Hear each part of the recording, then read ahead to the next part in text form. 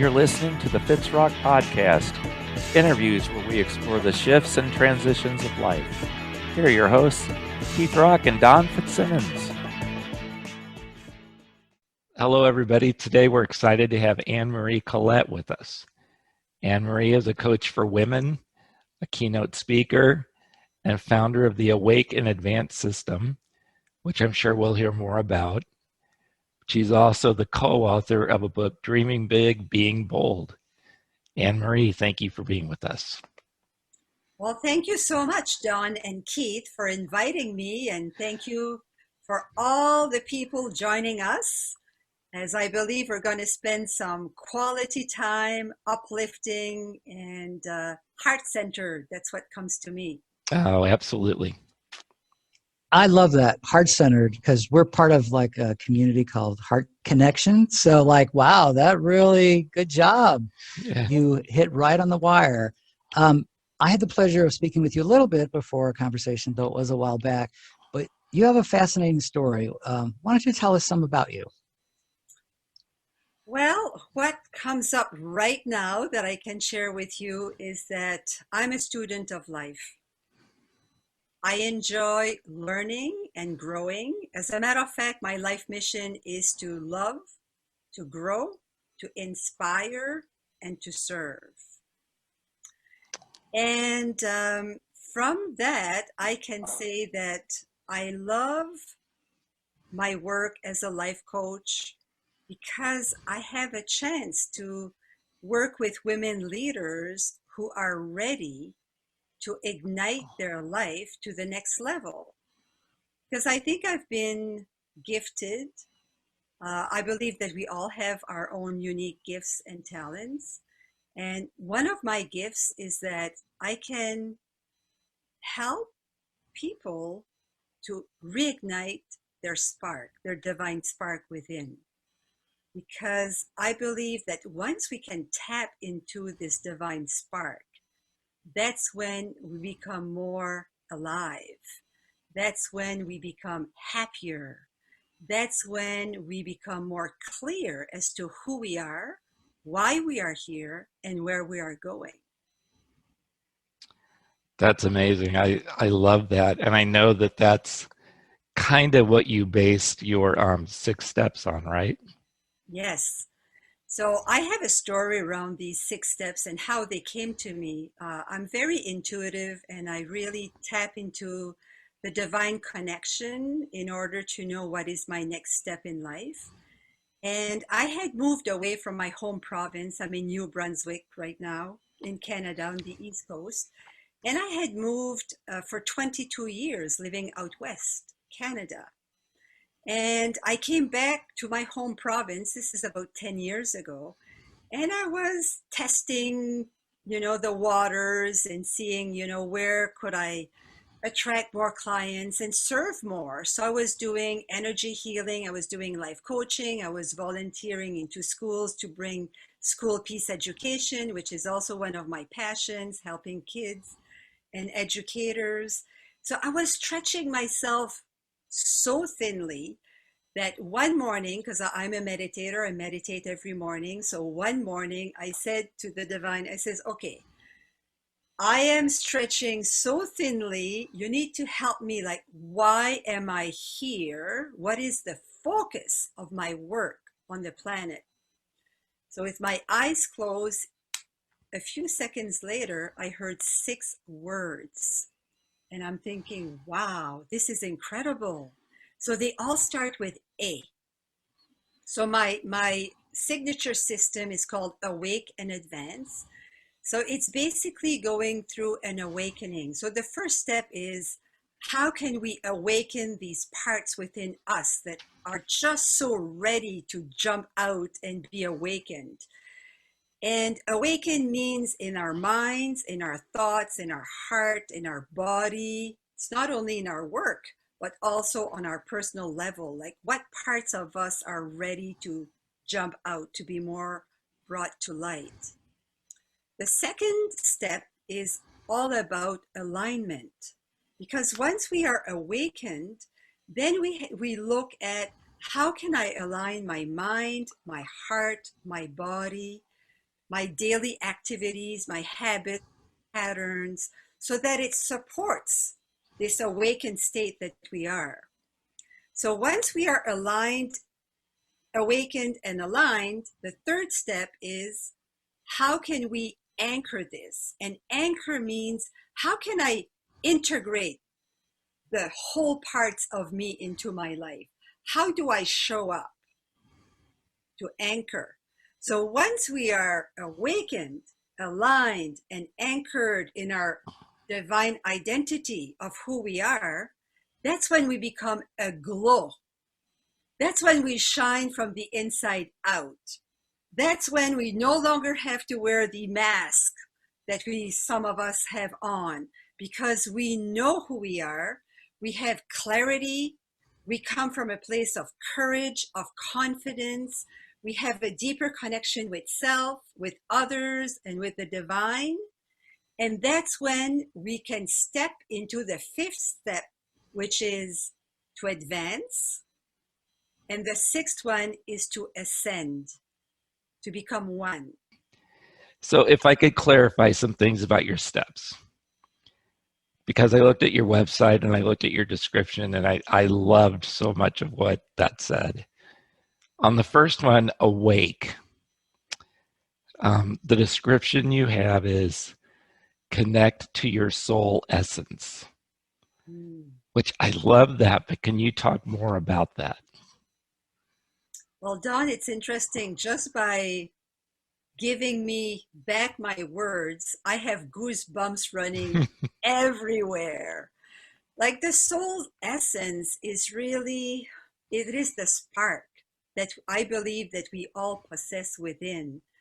And into this spark, we have like our blueprint, the soul blueprint of who we are at the core of our being.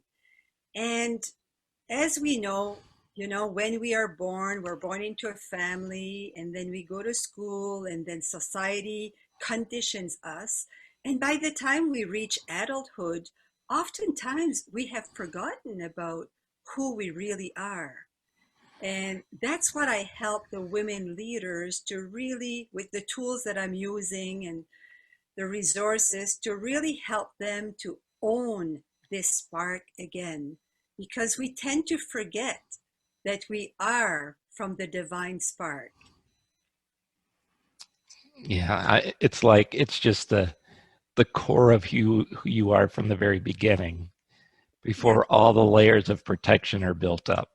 Yeah, and there's one more thing that comes up that I think it's important to share, is that as much as we all have our unique individuality when we are born on earth, I think that all of us, we also remember that we are not here alone, that we are connected to the divine, to the higher consciousness, and that we are connected to each one of us on the planet, that we create this web of oneness.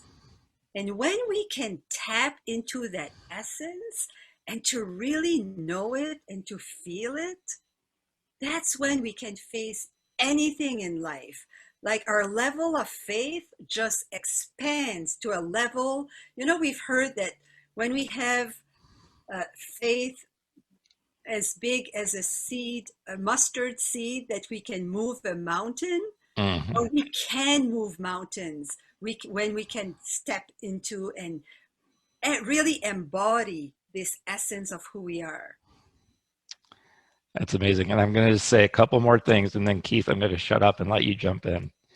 The aligned part, where we're kind of syncing our heart, mind, body, and soul. So many of us live out of sync in one or more of those areas, and it creates so much conflict. So I love that you kind of help guide people in the integration of those things.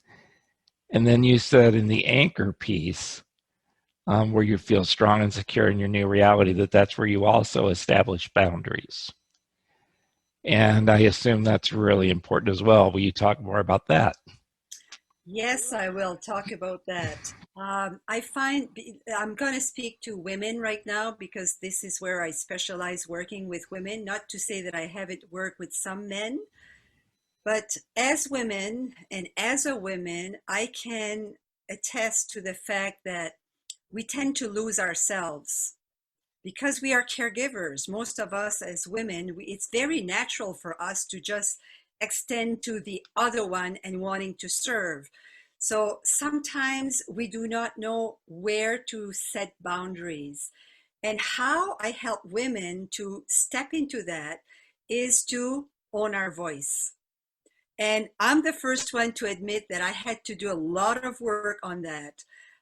Because as a little girl, I was very shy, very timid. You would never have found me on a podcast speaking in this way when I was a little girl, because I would get as red in my face as the dress that I'm wearing today.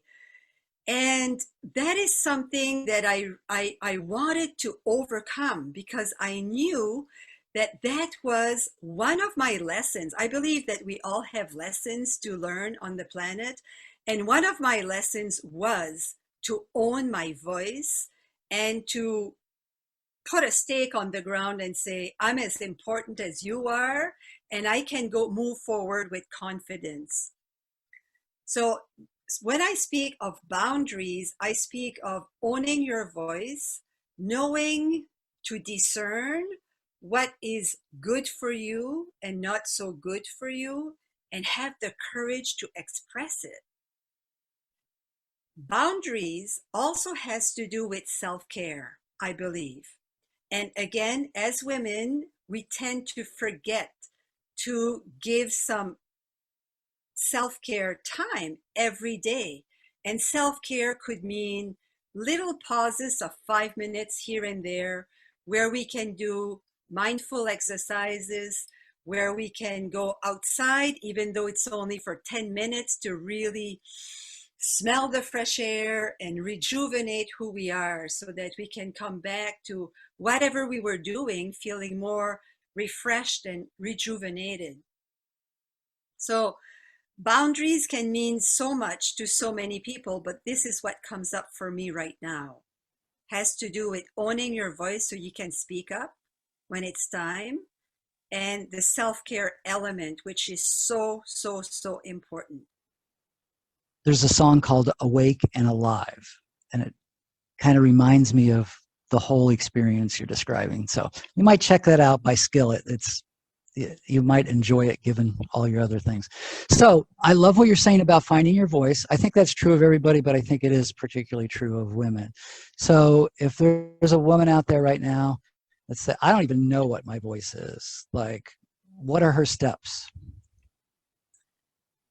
That's a very good question. What is my voice? To this woman who's listening on the podcast, I would say tune into your intuition, tune into your heart, because the heart knows all the answers. And how do we develop intuition? Intuition is really, how I understand it, is when we can tap inside our little voice, because we have two voices, I find, that are trying to grab our attention.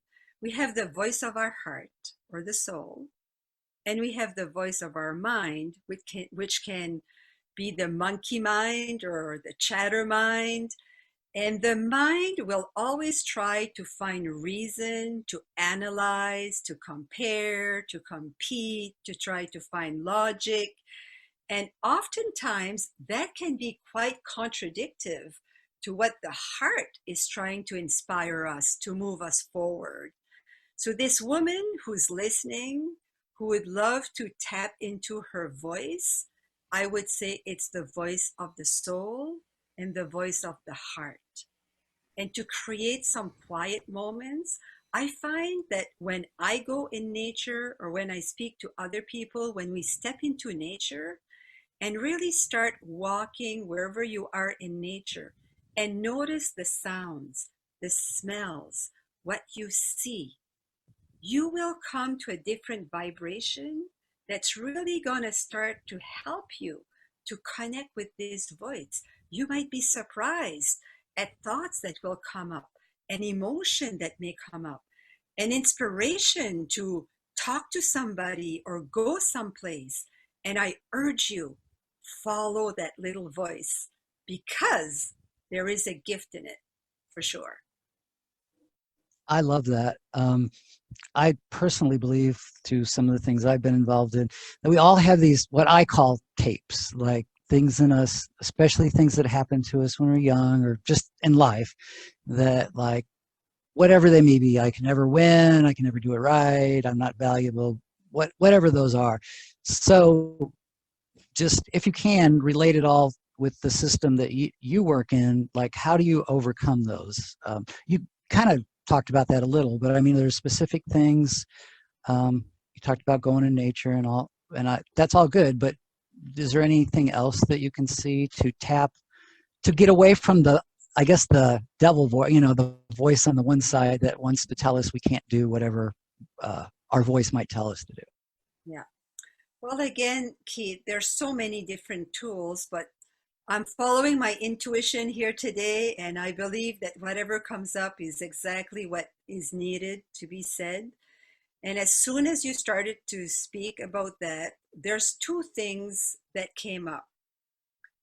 The one thing is that that voice that comes up is there to try to protect us or keep us safe. But it's not always useful, as we know, because when this voice keeps us in a place where we are stuck, we become worried, we become anxious, we become doubtful, then we know that that is not the voice of our heart or of our soul. Because the voice of our heart and our soul brings us to a place of feeling love, feeling of peace, and of joy. So whenever we have a voice that keeps us in that state that I just described, we know that that voice, we can put a stop to it. And I'll share a little story because I had to deal with that voice so many times when I was younger because I was crippled with fear. I had so much fear inside of me. And I happened to pick up a book. I'm only 16 years old, in the public library, and it talks about positive thinking. So at the tender age of 16 years old, I started to train my brain so that I could put a stop to that. And I had a little game. I called it Ralph. Where did I take that name? I have no idea. But when these voices would come up, I would say, Ralph, I don't need you right now. Go back in your hole. And that worked. But I had to do more work, as we know. I mean, that will work for a while. But then I had to go and do, my healing on myself and go to the root cause. And oftentimes, when I did the healing, it would bring me to something that had happened when I was a child. That could have been like so mundane when you look at it, but what had happened inside of me, I had created these fears, there's doubts, and then every time I was triggered in my adult life, I was brought back to that emotion. So that is something that we can do, is do the emotional work so that we can deal with that. But there's another thing that I believe that is very important, is that we become aware of our thoughts. So there's a saying that we notice what we are noticing. And when we start noticing what we are noticing, we may even be able to depict some patterns. So every time I need to do this, or I have an inkling to do this, what kind of feelings is coming up? What kind of thoughts are popping in my mind? So when we become aware, that's when we can create a shift. And some people call these paradigms. that we need to be aware of our paradigms and which one helps us to grow and expand and which one brings us to constrict. We desire to be in a place of expansion. The soul, the divine love is all about expansion. So anything that tries to make us feel smaller than we are, that's when we need to stop it. And we are in control of our mind and of our thoughts. So nobody else can do it but us. You shared with us a tool that is very helpful. And that was, from now on, I'm going to call it Ralph. Okay. Because what you did in that instance was you objectified those feelings that were trying to hold you back.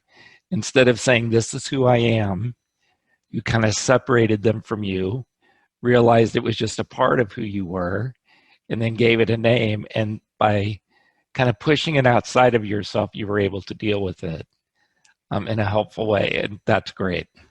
And, thank you for clarifying it so well, Dawn. But what I would like to add to this is that there's like two parts of us, okay? We have this monkey mind going on, but we also have this expanded part of ourselves that belongs to the soul and to the divine. So whenever we can remember that, and this is what I say now, I say to myself. So whenever I'm faced with fears, doubts, limiting beliefs, because we all do, every day we'll be triggered. So what I do, I notice what is happening, and then I say to myself, so now, what would the expanded part of Anne-Marie, how would she deal with this? What would she say? And oftentimes I'll take time to just write it down and not type it, because when we handwrite, that's when we can tap into the divinity. Mm-hmm. And to write from this expanded part of us, what is my next step? It's a great idea. Gosh, this is so good. But I want to hear more about your book, because you co-authored this book. I love the title of it. Can you tell us about it? Well, this book is a collection of, I'm not sure how many chapters. I'll check here. There's actually 26 chapters. So I wrote one chapter of this book. And the story that I have to share about this book is quite intriguing to me. I was on a trip in India for 2 months. So this was in 2016. I went to India in December 2016 and January 2017. And I was at a crossroad in my life at the time, wondering, okay, is it time to hang up my skates? Meaning that I've done my life work, I've done this, I've done that. So is it time just now to retire and start golfing and just forget about work, that I was doing? So in a meditation, I heard, are you crazy? Like, you've gained all this experience, all this wisdom. It's time now more than ever to just share what you've learned so that you can pass it on as a legacy. So when I heard that, I said, okay, I'm okay to do that. But what's intriguing is the next day, the lady who invited me to collaborate to this book sent me a Facebook message. She said, Anne-Marie, I have a book that I'm putting together and I would love you to contribute to the book. And when she said the title, Dreaming Big, Being Bold, I'm thinking, yeah, this is what Spirit had asked me the previous day, to use my voice, to write books, to be on stages, and create the programs so that I could shine my light. And again, it ties into what we're talking about today, that I too have to embody these 6 steps of being awakened to the best version of myself? How does it look like in my own life to be aligned, to anchor it, to advance, and to ascend? So how could I not say no to that project? And honestly, when I came back to Canada, I only had 1 week to write my chapter.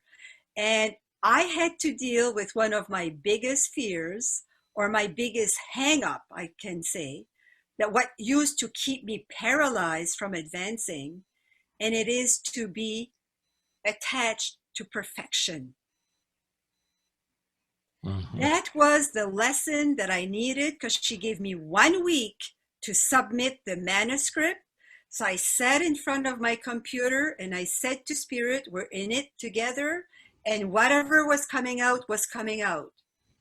I did not try to edit too much or to do this, to do that. I really trusted that what was coming out was coming out. And I think, that's another lesson that I needed to learn in this life, is to let go of perfectionism and just be authentic and true and just show up for life. And life supports us. Mm-hmm. Life really supports us when we are ready to show up authentically. Oh, I love that. I love that. Absolutely. That's huge. Are there some other life lessons you want to share? I mean, you've kind of shared them in other ways, but is there specific things you'd like to share, some life lessons? There's one more that was a big, big one for me. And it is, like I've shared earlier about that I wanted to step out of my timidity and my shyness. And, I went to Toastmasters and I did so many things just to conquer that. Because there's a great book out there. I'm not sure if you read it, but it's called Face the Fear and Do It Anyway by Susan Jeffers. It's one of the best books that I've ever read. And that really came, how everything just comes to you when you need it. So coming back to this timidity, owning my voice, what one of the lessons that I needed to learn this time around was to communicate, meaning to say what I desire to say without holding back and being honest and respectful. Because it cost me my first marriage. I was with this man for almost 20 years being married, and we were together about 4 years before. And because I'm a lady of love and peace and wanting to keep harmony, I would not voice everything that was bothering me. So I gulped it down, gulped it down, gulped it down. Like, we never fought in 20 years. That is not normal. We had some minor disagreements, but like usually, like, you go through some ups and downs. But because I held everything in, one day I decided, you know what, I'm out of here. Well, perhaps, that if I had talked more, that I could have resolved the issues that I was seeing in the relationship. So I knew that that did not serve me well. So it brought me, believe it or not, to attend a week-long course in Costa Rica with a lady who was living in Costa Rica at the time, but she's from America. Her name is Rita Marie Johnson. And Rita Marie had studied Marshall Rosenberg's work. Marshall Rosenberg created the Center for Nonviolent Communication, which is really how to speak and how to recognize our emotions and our needs and be able to express it. And she also studied the heart coherence practice with Heart Math Institute, and she blended both beautifully. And she used to call it the Be Peace practice. And I believe now she calls it the connection practice. That practice, to me, my hope is that one day it's in every home, in every classroom on the planet. Because when we'll have that,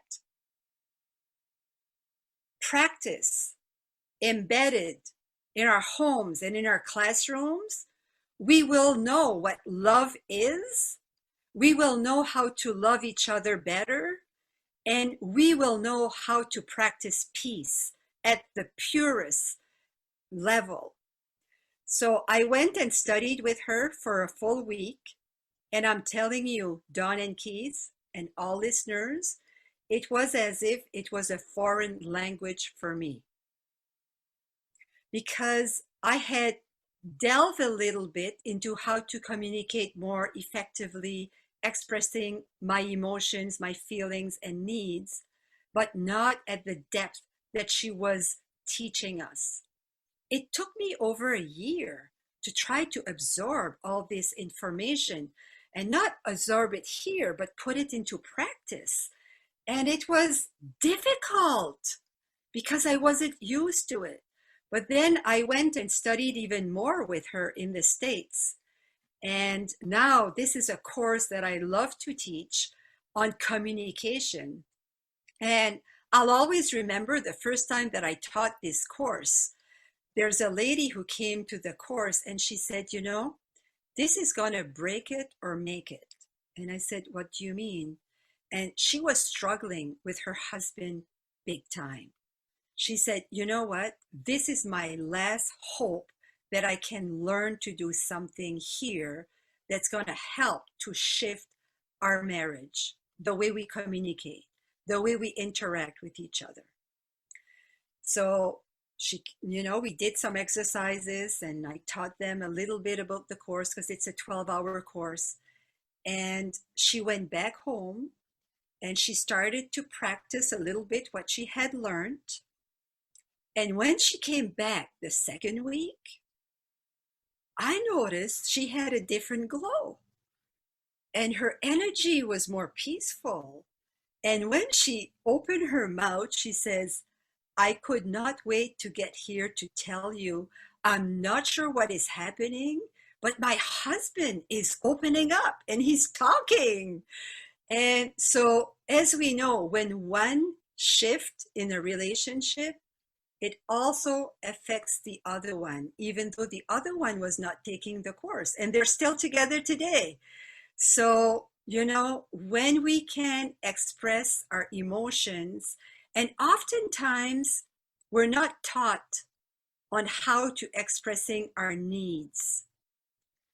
And that is, to me, what comes up is like, that's the kicker. Meaning that when we can share, for instance, if I would say, when I hear you say that you can't make it anymore at the banquet, I felt sad, discouraged, disappointed, a little bit frustrated. And then you go on with how you feel, because I need connection with you. I need fun with you. I need to be heard, to be understood. Would you be willing to have a conversation with me around this? I just sampled what it could look like. And when we make the request, would you be willing to? It is a request. It is not a demand. It is not a command.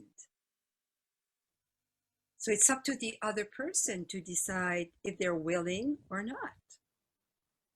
And if that person is not willing, see, if we truly want to be peaceful, we cannot expect the other person to bring us peace. Peace starts within. So there's an element of the work that I also teach that we don't have time to go into this today, but it's like when a need is not met. So I talked about connection. I needed a deeper connection. I needed fun. I needed love. I needed to be heard. Before I go to the person and talk about this, there's some homework that I need to do. And I need to go inside of myself and say, okay, is there some parts of me that feel disconnected right now? How could I connect myself and feel more connected? Because we cannot rely on the other one to bring us that. That is my work. How can I bring more love into my life? Feed my own love tank. So you get the gist here of how this work is so beautiful. Yeah, and what I hear from that as well is like what could be the possibility of not taking that approach would be the person being mad, being passive aggressive, because they wanted all those things, but they're not asking, they're not going to ask for those things. So they're going to be mad or passive aggressive. They're going to do something that's going to make it even worse. And what you're doing is, what that process is doing is opening them up. Like, I'm going to be likely to listen to that as opposed to somebody being mad at me or being hurtful to me. Yeah. And so there's a list of words to avoid in our conversation because it is really not helpful. And I could raise my hand to every word on that list before I attended that course. When I thought that I was a good listener and listening with my heart, I wasn't. Sometimes I would create guilt or blame or shame. And that was not my intent, but with the words that I was using, that's what the other person felt. Wow, just so much great information here. Thank you, Anne-Marie, for being here, for sharing your wisdom with us.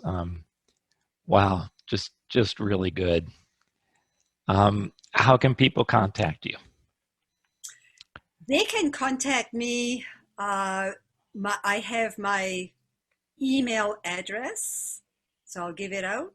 Is that what you'd like me to do? Sure. So my email address is M for Mary, Collette, COLLETTE, at Bell, B like Bob, ELL, Alliant, ALIAN like Nancy, T like Tom, .net. Perfect. So there's 2 L's in Bell and 1 L in Alliant. Okay, you're just going to make it difficult for us. And I'm also on Facebook, so if people want to connect me, through Messenger, that would be another way to connect with me. Great. Okay, well, thanks again for being with us. You have really made the world a better place today, and we appreciate it. Thank you so much, Don and Keith, and Thank you. many blessings to you and all the listeners. Thank you for listening to this episode of the Fitzrock Podcast. The music you are hearing is Swim with Wild Musical Instruments by Your My Muse. Copyright 2019 and licensed under a Creative Commons Attribution Non-Commercial License. Until next time, have a fantastic life. Half marathon.